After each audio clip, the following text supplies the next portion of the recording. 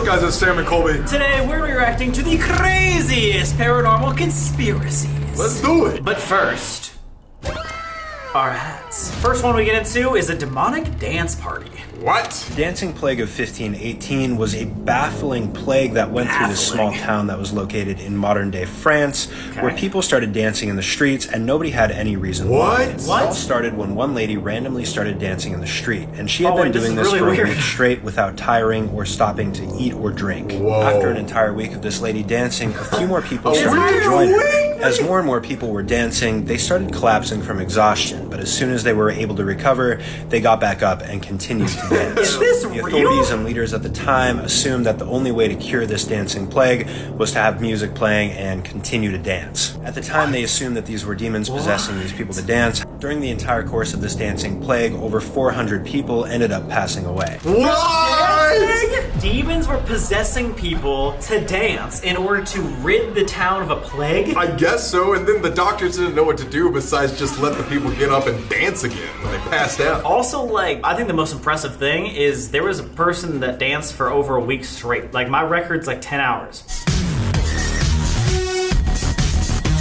This reminds me of like a Miami club and like just people staying at like 11 till like 5 a.m. You know what I'm saying? Just getting their dance in. We're comparing a 1500s plague in France to a club in Miami. They're both dancing.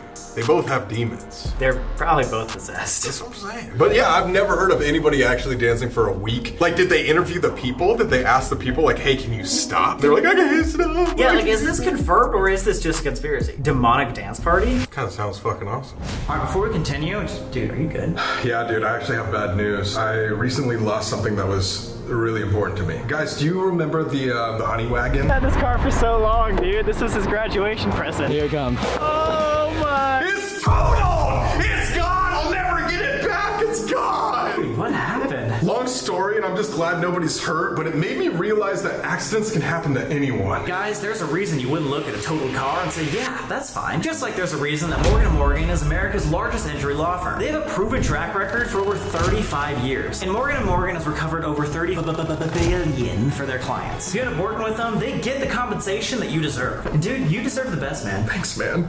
I really do deserve the best.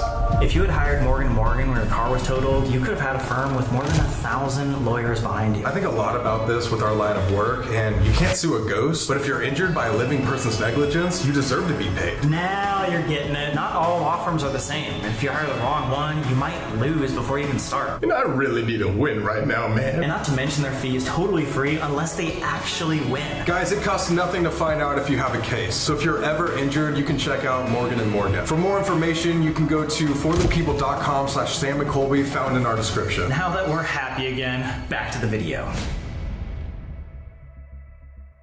Next clip might show some proof of reincarnation. Whoa. Imagine losing your children and then years later they come back. Is that The Shining?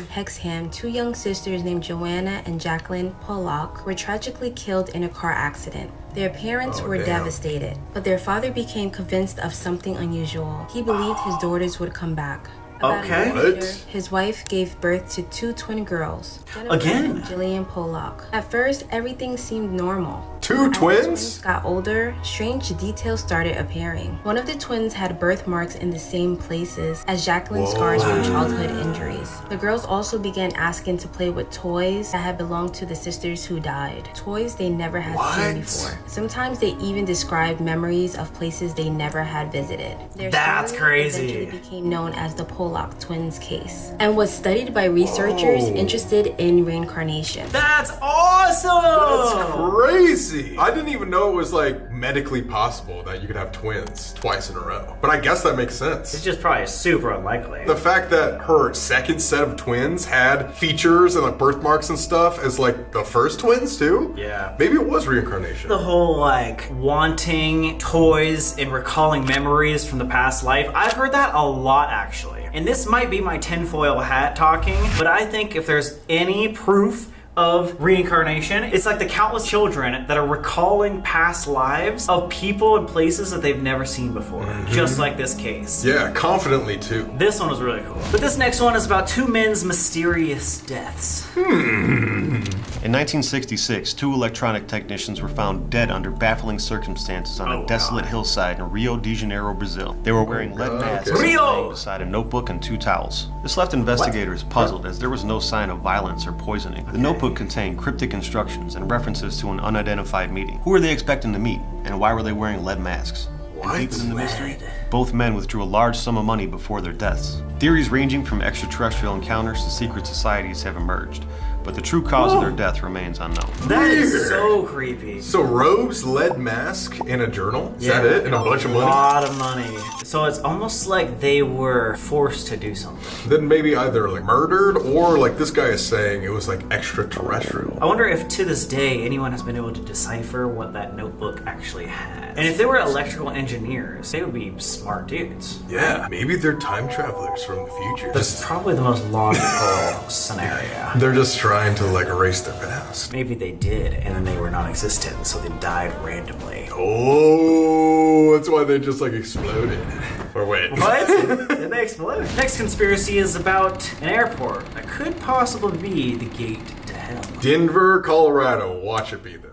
For many years now, Denver International Airport has been shrouded with secrecy and conspiracy. First, you got the famous horse statue, Lucifer. Standing on the outside We've seen Lucifer. The process of being made, the statue fell on the sculptor and severed the artery, in which killing the sculptor, which is why the statue was nicknamed Lucifer. Also have They kept it too. the Egyptian god of death, on the outside of the airport. Denver, what the fuck? Yeah, why do they do that? Do you think Denver Airport like wants to be like weird? Or like some people that are part of the Denver Airport are just getting some weird ass sculptures? It's hard to say because, again, there's a lot of conspiracies with the Denver airport. It's not just like the horse or the statue theory. So, like, I don't know what's going on, but some not normal stuff definitely was happening. Now let's move on to the inside of the airport. Start off with the craziest one of them all. A sonic plaque delivered by the New World Airport Commission. Of these symbolic mural, soldier, dead soldier, demonic bird jumping out of a suitcase, and tunnels at the bottom of the airport where employees claim they heard screams coming from. And the fact that they went $3 billion over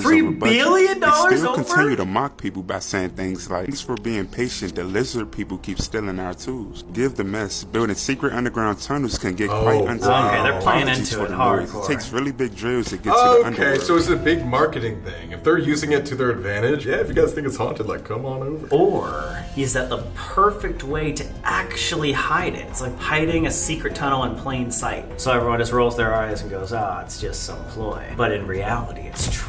It is weird though. Maybe like somebody making like a horse statue isn't that weird, and then it was coincidence that the sculptor ended up passing away while building it. But hanging up a lot of like murals that deal with like lizard people or like glorifying like horrible events in past time, like it's just strange why Denver would do that. I would love to get to the bottom of Denver Airport, no pun intended. But speaking of, I have my own conspiracy with you guys. I'm conspiracizing that half the people watching this right now did not click the big red button that says subscribe underneath the video. Why aren't you subscribed to the channel? If you're not subscribed, we will be crying as grown men tonight. So do it now, subscribe, and let's get back into the next one. So let's take a look at the Devil's Stomping Grounds. Here we go. A barren circle in the woods of North Carolina has been tied to the devil for nearly 150 years. Located near the town of Bear Creek, this site is a near perfect circle where, according to local legend, nothing grows. For generations, people have claimed the devil. Oh, we heard about this. Yeah. Humanity's downfall, trampling the ground so thoroughly that vegetation can't survive there. Stories surrounding the site go back to at least the late 1800s, and over the years, locals have attached all kinds of strange claims. Whoa, so over a couple Some say hundred years, left inside overnight nothing mysteriously grows. Disappear. Others claim dogs refuse to enter the ring at all. Generations of stories tied to the site transformed it from an unusual patch of earth into a place many people still approach with caution. Huh! So nothing grows there, dogs won't go in the circle. Is it the devil? There's a ton of places like this in the world that are still to this day not scientifically proven as to why the vegetation doesn't grow. Yeah. So it's like, are those like the portals to hell? Like, are those like some supernatural mecca? Or is it just people pissing in the same spot for thousands of years. That probably is more likely. This is like just destroying all the vegetation because it's like where just one guy used to piss. That's my conspiracy. The new conspiracy is if you piss long enough, nothing will grow. Now let's get into the cold town full of cold cases. The small town of Nome, Alaska, was shaken by a series of mysterious disappearances. Since the 1960s, residents vanished without a trace, while authorities blamed extreme weather. That sign is so scary. Paranormal or not, like if you must use this road, expect extreme cold, carry cold weather, survival gear, and tell someone where you're going because you literally might die. I've never seen a road sign that isn't just like, this road's closed, like nobody's coming in here. It's like, hey, if you guys want, you can go, but at the same time, it's not recommended. Yeah, please don't. If I saw the sign, I'm turning around. Yeah, that's fucked. Theories began to emerge, including suggestions of paranormal activity or alien abduction. This is actually insane to me because, like, if it's this town we're talking about, you know all these people were adapted to cold weather. Yeah. Like, if you're living at this town, you know how to be in the cold. So how are those people just going out in the wild and disappearing? Paranormal or the elements, this place is scary. I am not going to be visiting. No, thank you. Yeah, so fuck that place. But is this next place another Skinwalker Ranch? I hope not. Mount Shasta. Hey, there's a hat on too. There is some weird stuff that happens on this mountain and in the area. People go missing around there every year. A lot of those cases go unreported. Why? There are strange, and I mean strange, UFO sightings there all the time. And some people even think there's a lost civilization living in the mountain with advanced technology. He seems like the conspiracy expert. If we had a tinfoil hat community, he would be the king. Yeah, I want this guy to be my dad. Give me a little cheese hat of his own. Yeah, what do you want him to give you, bro? Like the fuck? I want him to give me some cheese. And that's why all that weird stuff happens and the UFO sightings. Mount Shasta and its area are well known as like another Skinwalker Ranch type situation. Okay, so this is interesting because we have been to the Appalachian Mountains. That's where we've heard that cryptids and other monsters and stuff like that could be hidden in the actual tunnels and cave systems of these mountains, but not in California. Interesting. Yeah, what if the aliens all along are just actual advanced humans from the future that are living in our mountains and spying on us? Just check us out, man. You dumb. Why don't they fucking help us out? I think we're just a social experiment for them now. It's like them playing Sims, but we're the characters. This next conspiracy is about a person's greed that led to a devastating curse. The man behind Ripley's Believe It or Not once named Brunswick Springs the 8th wonder of the world. Oh, there are what? 6 I've never heard separate of that. streams, each supposedly with a different mineral content that come together. Now, when you come here, there are 6 This sounds like the most separate paranormal springs. spot It's ever. believed that they all fed from the same source. What's remarkable about that is they all contain a different mineral. All the minerals coming People together? have lauded the spring's healing powers. As the story That's goes, cool. the local Abenakis always knew of the healing properties in the water. In 1748, they brought a wounded white soldier from the French and Indian War there to heal him. When he subsequently tried to bottle the waters for profit... Oh, what a fuck! Wait, so somebody brought this guy so that he could get healed, and then he was like, let me just try to fucking profit on this really quick. You're saying if you found the Fountain of Youth, you wouldn't try to profit off of that? Imagine finding the Fountain of Youth, and then we're just like, shopexplore.com, everybody! You want to stay up forever? We got it. Guys, if on shopexplore.com we started selling our bathwater that's going to keep you alive forever, would you buy it? Our bathwater will definitely keep you alive. Rumors spread and developers moved in. Between 1860 and 1931, there were 4 attempts to build a luxury hotel by the springs. Before a single guest booked a room, each hotel burned to the ground under mysterious circumstances. No way! Wait, I want to go to this stream, dude. Yeah, I want to stream into that stream. What would happen if you did that, though? Like, what if all these streams were going to one spot and you just made your own stream? You're like, I'm gonna add my own minerals to this one. Why are we talking about pissing a lot in this video? But that's so wild. Like, if this is all like true and it's not just a conspiracy, one dude tried to take advantage of this healing, beautiful water, and then they cursed the land. Where 4 different times the hotel burns to the ground. That's not a coincidence anymore. Yeah, how do you make that mistake 4 times in a row? I want to go fucking stream in that stream while streaming. You know what I'm saying? You're live streaming. Like I'm live streaming while I'm streaming in the stream. Why would you go like this with the stream? Anyway, guys. Oh! This This is awesome. Let's talk about Bohemian Grove. I don't know if you guys saw this, but it went freaking viral last year. There's a lot of mysteries. Yeah. People think the Illuminati had a lot to do with this place. So do we. Every July, world leaders and elites gather to this private 2,700-acre retreat, hidden deep within California's redwood forests. Among its ranks have been U.S. presidents, cultural icons, and titans of industry. Beyond meetings, lectures, and speeches happening, rumors have swirled for years of backroom deals, occult rituals, and planning of global agendas free of oversight. This has led conspiracy theorists to suspect sinister objectives within the camp's clandestine meetings. Now, it's been admitted that the planning of the Manhattan Project actually took place here in 1942. What? So, what have they been planning since? That's crazy. I know the Bohemian Grove is a real thing. Like, there's actually some YouTubers that have, like, broken into there. If there was ever going to be an Illuminati, it would be something like this. Like, deep in, like, a forest. Private communities with a bunch of rich people. Like, it really does sound like Illuminati. Yeah, and I really do think that a lot of the elite people of the world and powerful people, like, meet up and make big decisions. It's scary, like, because I've been there. Yeah, like, you're, like, an elite and powerful person. I'm the leader, actually. But that's a hat. Guys, I would do anything to go check that place out and tell you what's actually going down.